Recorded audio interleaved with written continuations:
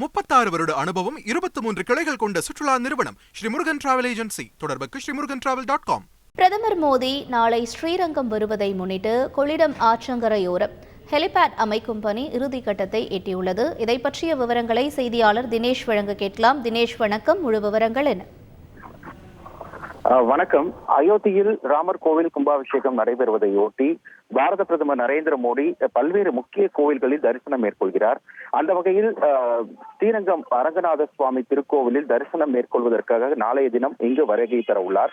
இதற்காக திருச்சி விமான நிலையத்திற்கு 10:30 மணிக்கு வருகை தரும் அவர் அங்கிருந்து தனி ஹெலிகாப்டர் மூலமாக ஸ்ரீரங்கம் கோவில் அருகே, அதாவது கொள்ளிடக்கரை ஆற்றங்கோரம் பகுதியில் பஞ்சக்கரை சாலையில் யாத்ரி நிவாஸ் தங்கும் விடுதிக்கு எதிராக இருக்கக்கூடிய கோவிலுக்கு சொந்தமான இடத்தில் 3 ஹெலிபேட் அமைக்கும் பணியானது நேற்று காலை முதல் தொடங்கி நடைபெற்று வருகிறது.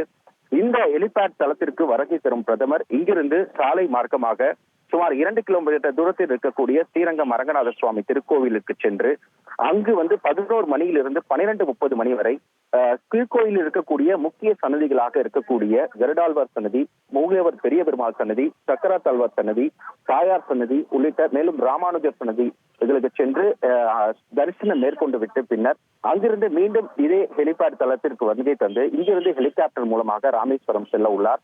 பிரதமரின் வருகையை ஒட்டி பலத்த போலீஸ் பாதுகாப்பு போடப்பட்டுள்ளது. கிட்டத்தட்ட 4000க்கும் மேற்பட்ட போலீசார் இங்கு பாதுகாப்பு பணியில ஈடுபட உள்ளாங்க. மேலும் திருக்கோவில் சுற்றியுள்ள கடைகள் அனைத்துமே நேற்று மாலை முதல் அடைக்க வேண்டும் என காவல்துறையின் சார்பில் அறிவுறுத்தப்பட்டிருந்தது. பாதுகாப்பு காரணங்களுக்காக திருக்கோயில் சுற்றியுள்ள அனைத்து பகுதிகளிலுமே வீடுகள்ல யார் தங்கியிருக்காங்க, வெளியூரில் இருந்து யாரெல்லாம் வந்திருக்காங்க என்ற முழு விவரங்களானது காவல்துறையின் சார்பில் பெறப்பட்டது. மேலும் தொடர்ந்து ஹெலிகாப்டர் மூலமாக இந்த பகுதியில ஒத்திகை நிகழ்ச்சியானதும் இன்னும் சற்று நேரத்தில் நடைபெற உள்ளது.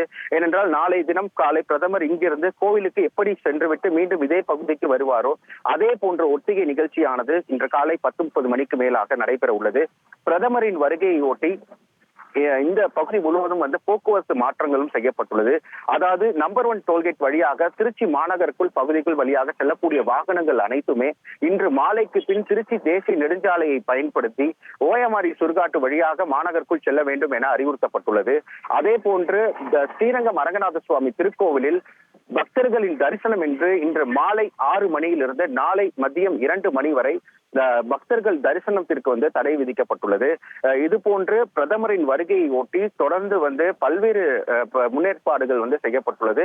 மேலும் தற்பொழுது நேற்று காலை முதல் இந்த பகுதி ஹெலிபேட் அமைக்கும் பணியானது முழு வீச்சில் நடைபெற்று தற்பொழுது இறுதி கட்டத்தை எட்டியுள்ளது.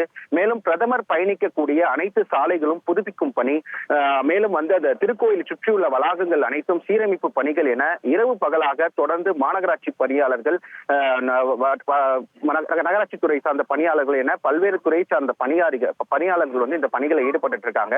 தொடர்ந்து காவல்துறையினர் துப்பாக்கி ஏந்திய போலீசார் பாதுகாப்பு பணியில தொடர்ந்து ஈடுபட்டு இருக்காங்க. ஸ்ரீரங்கத்திற்குள் எந்த வாகனங்கள் உள்ளே நுழைந்தாலும் அந்த வாகனங்கள் முழுமையாக சோதனை செய்த பின்னரே ஸ்ரீரங்கத்திற்குள் அனுமதிக்கப்படுகின்றனர். இவ்வாறு பிரதமரின் வருகையொட்டி ஸ்ரீரங்கம் காவல்துறையினுடைய முழு கட்டுப்பாட்டிற்குள் துறமையாக கண்காணிக்கப்பட்டு வருகிறது. விவரங்களுக்கு நன்றி தினேஷ். 36 வருட அனுபவம் 23 கிளைகள் கொண்ட சுற்றுலா நிறுவனம் ஸ்ரீ முருகன் டிராவல் ஏஜென்சி. தொடர்புக்கு srimurugantravel.com.